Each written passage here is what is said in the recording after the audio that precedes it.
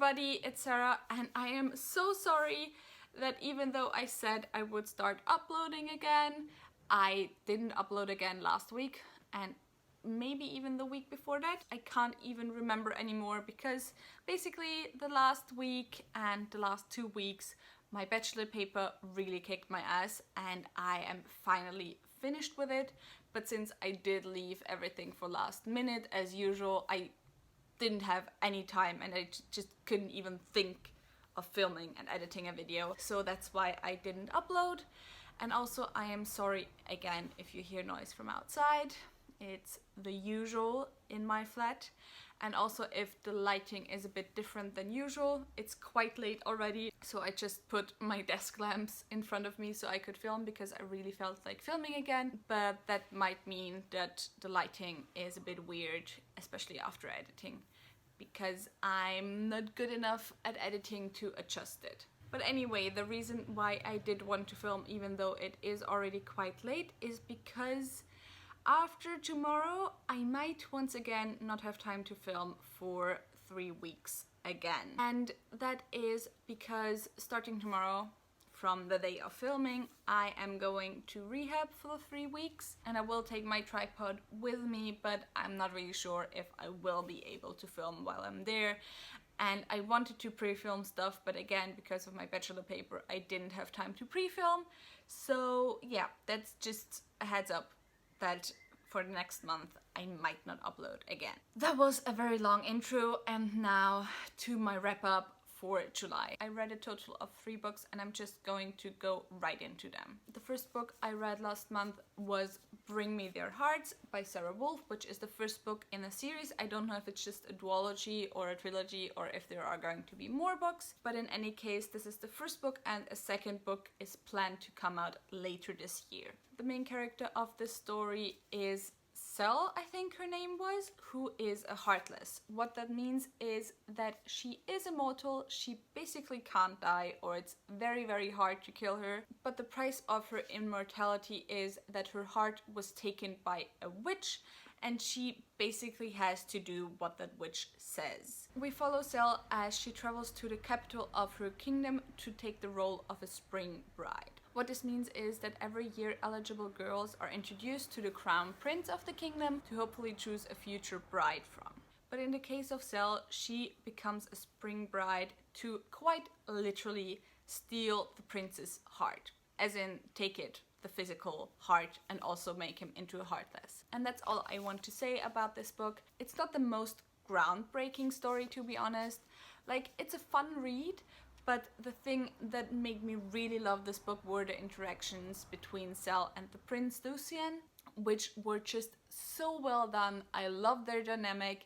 I didn't even mind that there was a bit of insta-love there. It's the thing that sold me on this book. Like, the story is good, it's interesting, it's gripping in some places, but Cell as a character is just amazing. She's quirky, she's sarcastic, she's kind of self-loathing, and it just makes for a great combo and for a great main character, and that is the main reason why I would recommend reading the story. Also, this is one of the first times in a long time that I was really invested in a YA love story and coupling. So yeah, go pick this book up. It's great. I gave it 4 out of 5 stars, I think. Next, I read another YA romantic fantasy book. I don't know, for some reason this month was all about YA romance for me, and that book is Gumiho Wicked Fox by Kat Jewell, which is also the first book in a series, I think. I'm not sure when the second book is coming out, but it's marked as a first book on Goodreads, so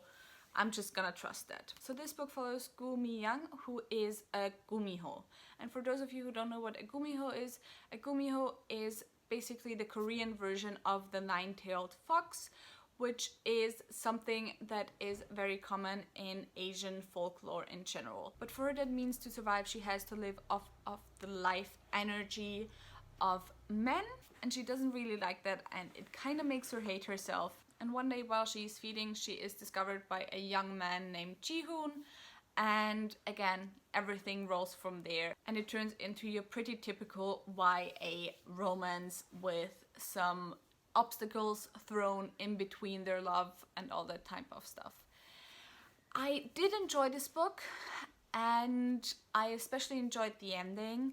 However, I think I mostly enjoyed it because of the different setting. This book is set in Seoul, so there are some differences and it kind of changes things up.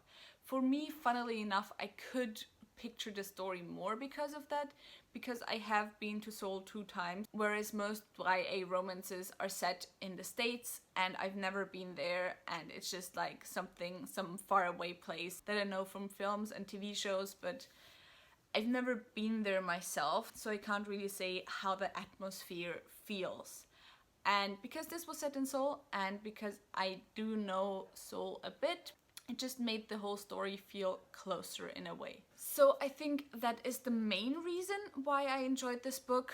Otherwise, I would have enjoyed this book, but it's your typical YA romance. There's nothing special about it that I can say. It's a solid 3-star read, but it has nothing, I would say, that makes it stand out from every other YA urban fantasy romance. So there was nothing outstanding that I can say about the book, but there's also nothing bad that I can say about the book.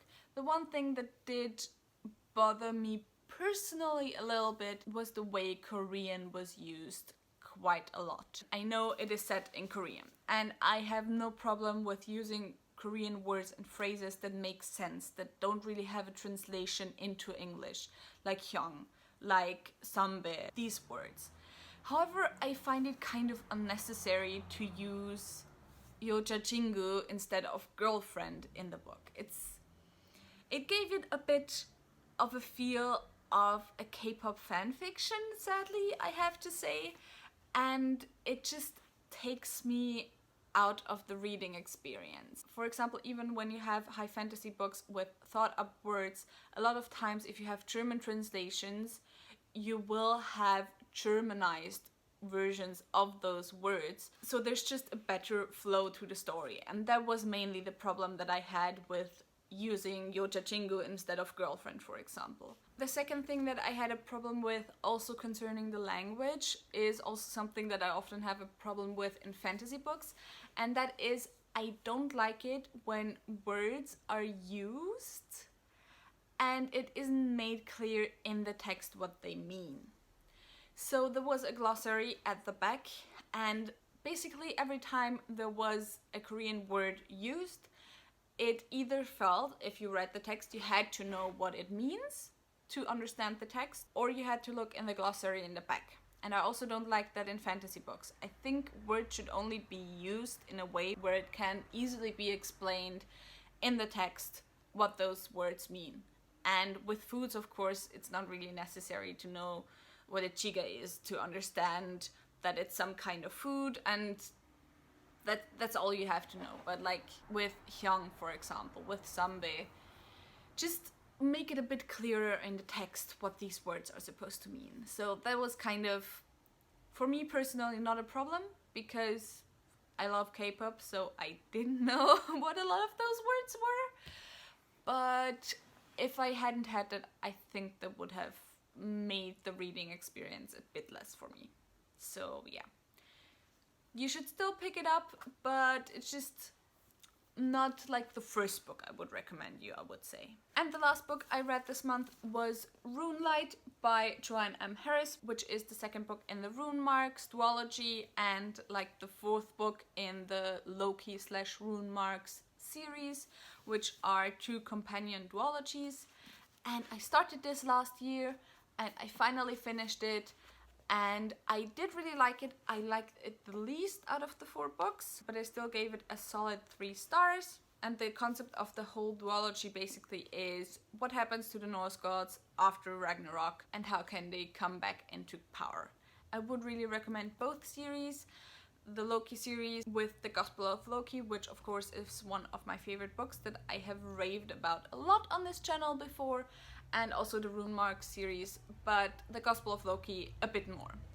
And also you should probably read it Gospel of Loki, Rune Marks, Testament of Loki, and then Runelight. I think that was also the way they were published. but you can start with either Rune Marks or Gospel of Loki. It doesn't really matter, but I just think that way you can get the best reading experience.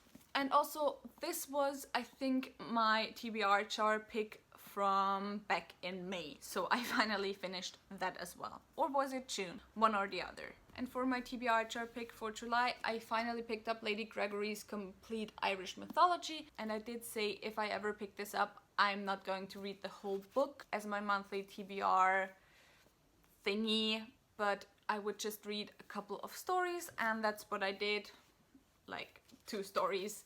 So yeah, I really just read the 2 stories so I could say that I didn't fall behind again on my TBR chart.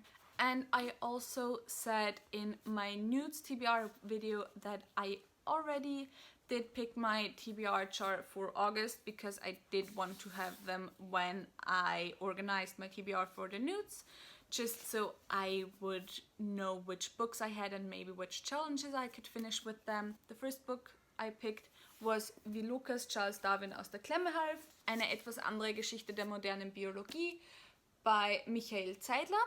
And I did not pick this up for August. I'm not going to pick this up for August. The second one was Im Bann der Masken by Isabel Allende.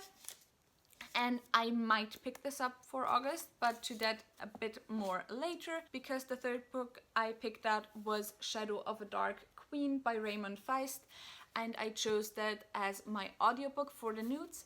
However, I still have only listened to 1 hour of the audiobook, and I still have 18 hours left of the audiobook. I'm not sure if I'll manage, and maybe if it just seems impossible because I'm not that much of an audiobook listener, I will pick up Im Bann der Masken, because I do have the possibility for the same challenge to, instead of an audiobook, pick a book with a green cover, and I would say this cover is very green. So yeah, and that was it for this video. I really hope you enjoyed it. Tell me in the comments down below what you read in July and what you are currently reading in August. All the links to my social media are in the description box down below, so go and check those out. If you enjoyed this video, maybe think about giving me a thumbs up and also subscribing, and I really hope I'll see you soon. Bye!